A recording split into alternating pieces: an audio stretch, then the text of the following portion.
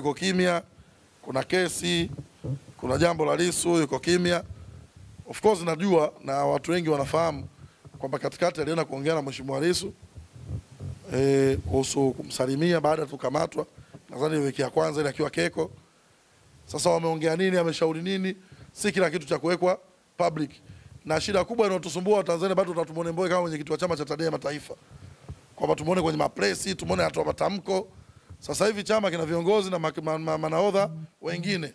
Kwa hiyo anaweza akatoa kwenye mawazo au akatoa ushauri kwenye proper channel ya hizo kwa katibu mkuu au kwa mwenyekiti mwenyewe bila sisi huku nje kumuona. Sasa sisi tunataka tumuone Mbowe akiwa kwenye podium anaongea hapa makao makuu na bado tunataka tumuone Lissu mwenyekiti wa chama. Hawezi kwenda kwa pamoja. Kwa hiyo anajua proper channel ya kufikisha hayo maoni yake na vitu vingine. Ila hilo la kukemea na nini nimeelezea, muda upo.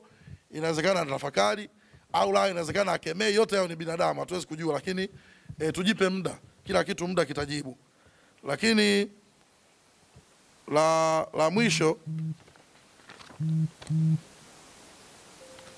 mwisho kabisa nitalizungumzia la kuhusu kesi kesho siku ya Jumatatu Kisutu.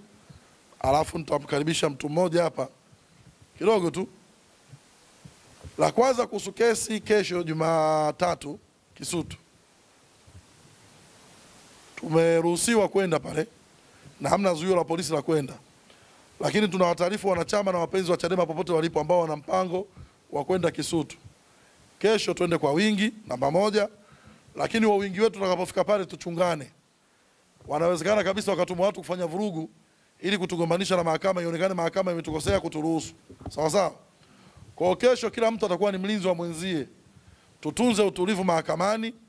Hapahitaji kelele.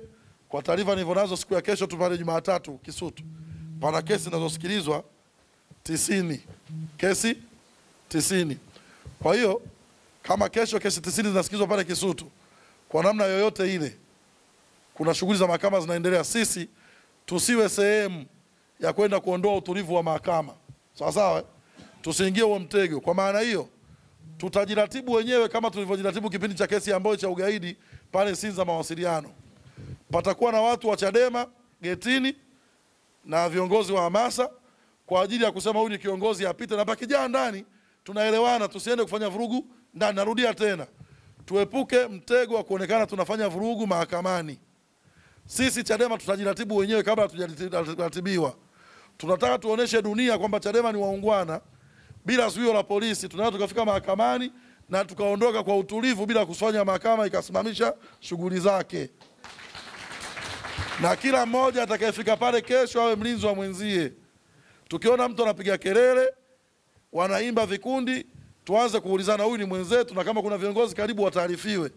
Tunatamani tujae kwa wingi, lakini pawe na utulivu na patakuwa na uratibu. Ule ukumbi wa ndani tumeenda tumeuangalia, unachukua watu wasiozidi 80. Lakini nje kuna nafasi za kukaa na bado tulikuwa kunafanya program ikiwezekana nje pawekwa hata TV au sauti ya watu kusikia kuhusu kesi. Kwa hiyo nilikuwa natamani sana mimi kama mwenyekiti wa kanda na waalika kesho tufike kwa wingi mahakamani Kisutu, lakini vile vile narudia tena tutakuwa na viongozi wetu ambao watafika maeneo yale mapema kuturatibu tukae wapi, tusimame wapi ili kuepukana na vikundi vingine.